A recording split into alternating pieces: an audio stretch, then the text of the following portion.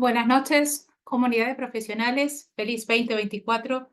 Espero que todos hayan comenzado muy bien este año.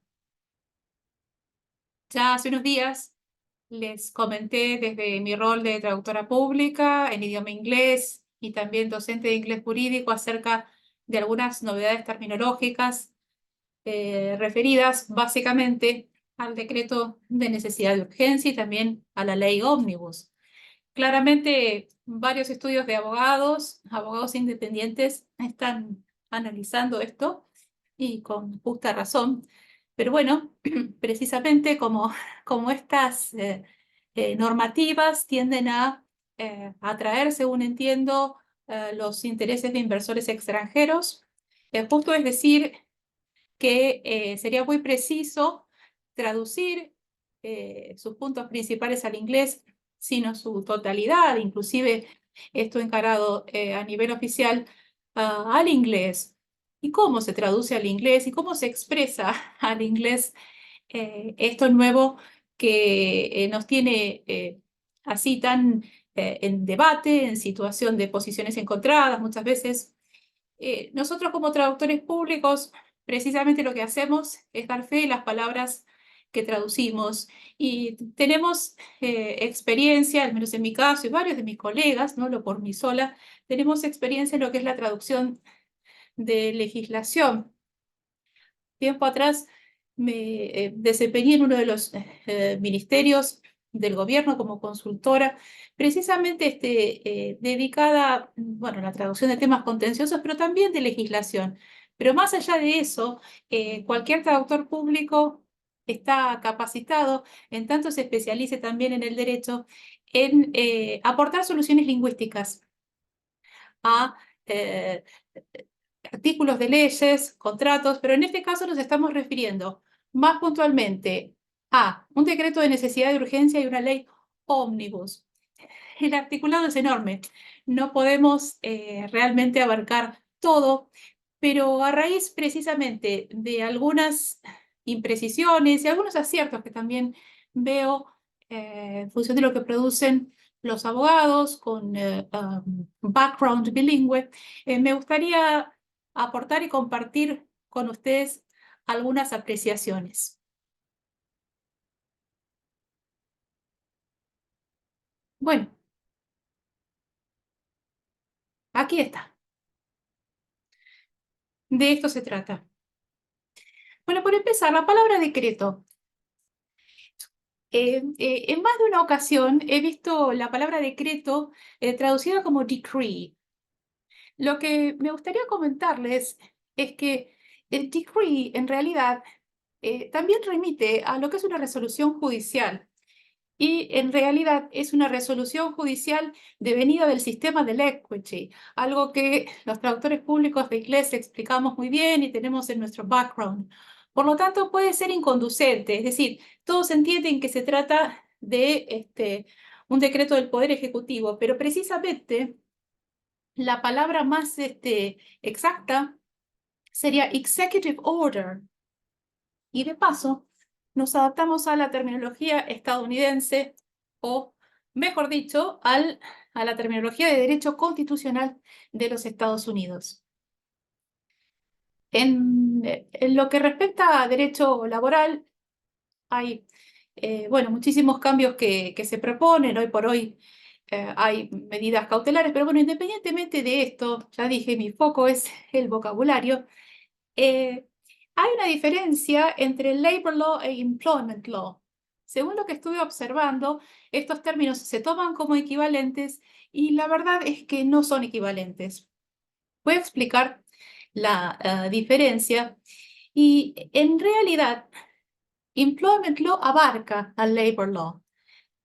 ¿Por qué? Bueno, precisamente porque el labor law es más específico y es una rama del derecho dedicada a estudiar el vínculo jurídico que se entabla entre el empleador y los sindicatos, abarca el concepto de industrial relations y no necesariamente el vínculo jurídico entre empleador y empleado. O sea que son conceptos diferentes. Ahora bien, cuando nos referimos a estas reformas que se proponen más puntualmente en relación al DNU, bueno, según si se trate de un área o la otra, habría que, según entiendo yo, saber virar entre una opción léxica y la otra. El debate legislativo, ya pasando al próximo término, atraviesa las cámaras del Congreso, la Cámara Alta, la Cámara Baja, Upper House, Lower House. Y aquí les estoy comentando que precisamente esta es la palabra precisa, house. Lo que les recomiendo hacer para quienes tengan interés en el inglés jurídico, para validar términos, siempre fiarse en lo que propone la Constitución de Estados Unidos, de libre acceso en Internet. Bueno, espero que esto les haya servido. Ahora lo que voy a hacer, si es que puedo, a ver, es pasar a la siguiente diapositiva, ya que, como les dije, bueno, yo estuve tratando de validar y de justificar cada uno de estos términos. Bueno, hasta aquí algunas precisiones. Como ya les dije, es muy difícil abarcar absolutamente todo. Pero bueno, como parte de este video también lo que a mí me gustaría hacer es mostrarles cómo el traductor público valida terminología.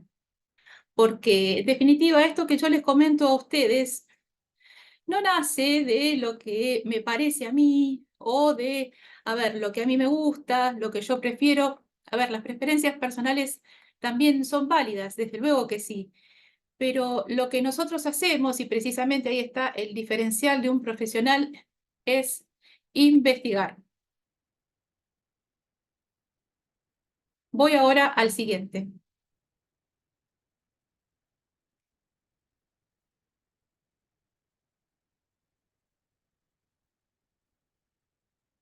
Por lo visto no pude hacerlo. Voy a seguir intentando.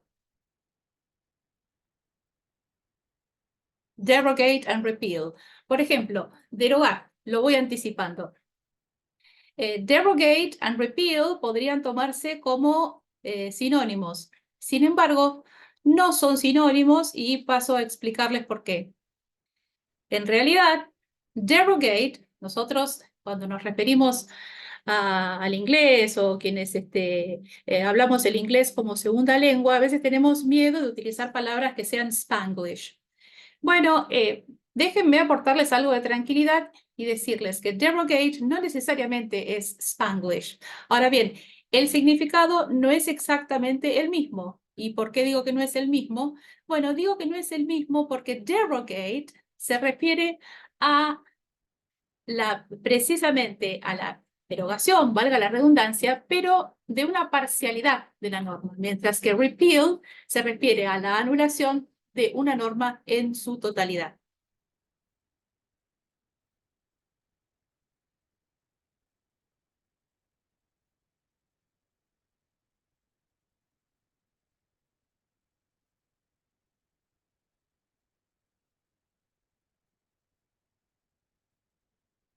Aquí está. Bueno, si me disculpan, tal vez no puedo hacerlo en forma completa, pero bueno, ya les adelanté entonces la diferencia entre uno y otro.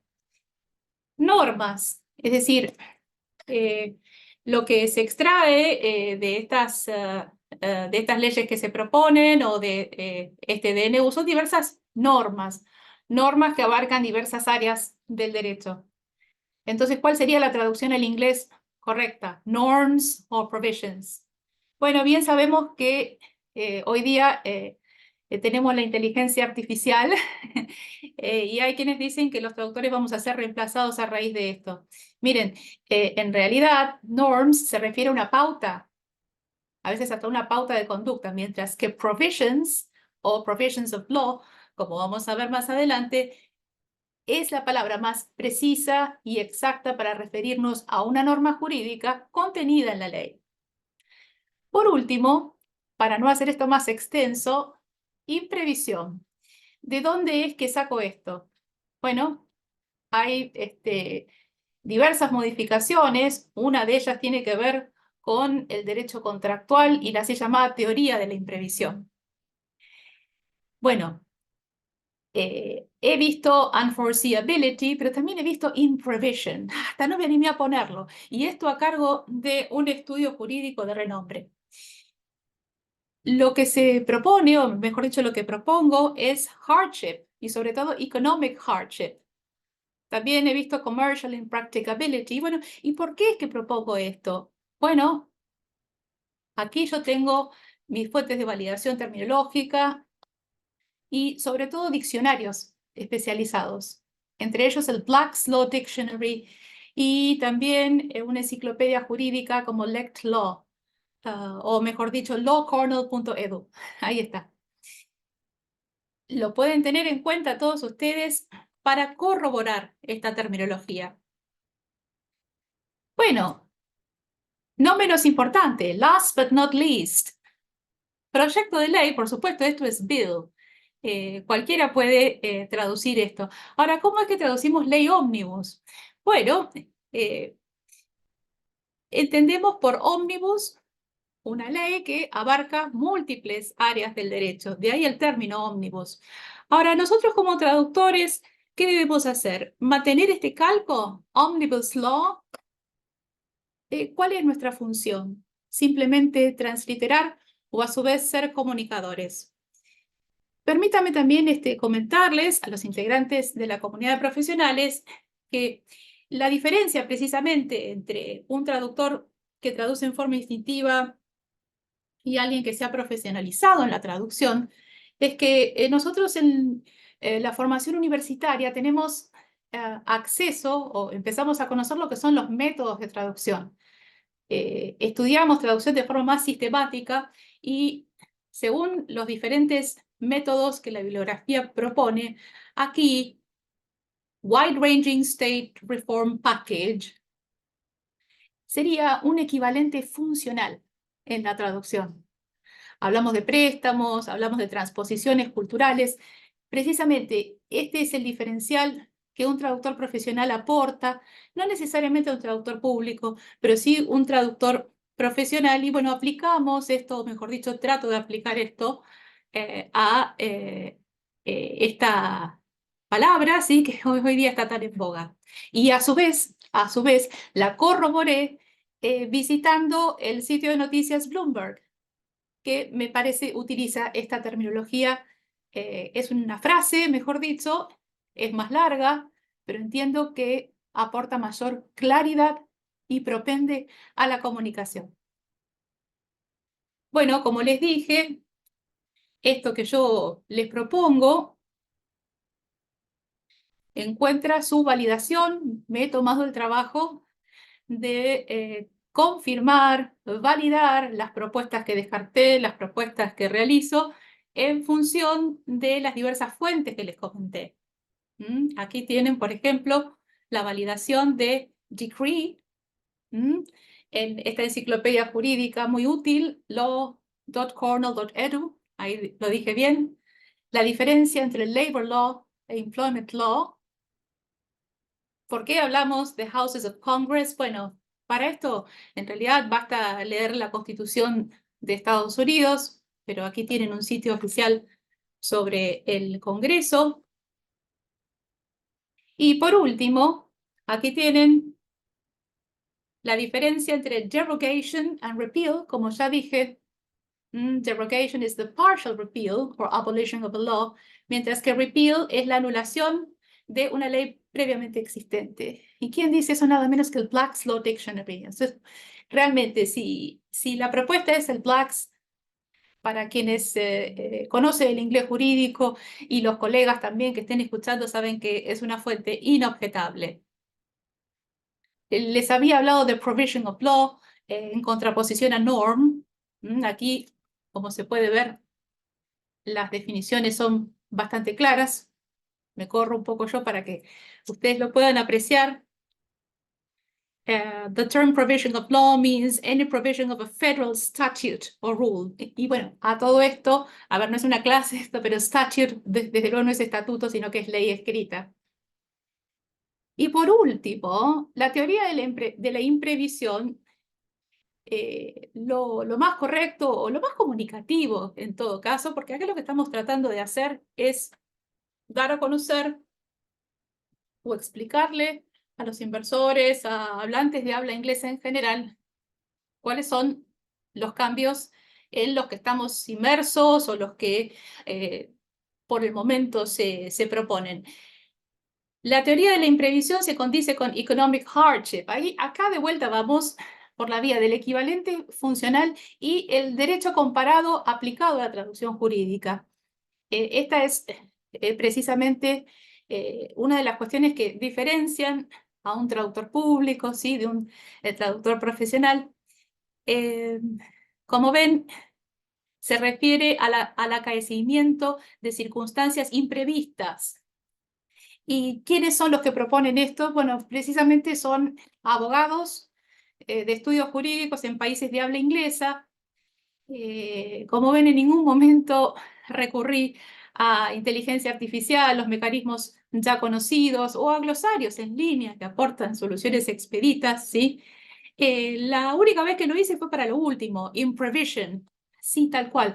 No, no sería correcto, ¿sí? Porque precisamente imprevision nos remite al lenguaje natural y significa justamente falta de previsión, esta incapacidad para ver el futuro. Espero entonces haberlos ayudado. Para mí realmente ha sido un gusto. Espero seguir contribuyendo y aportar un servicio y un diferencial desde mi rol de traductora pública en idioma inglés e instructora de inglés jurídico. Hasta la próxima.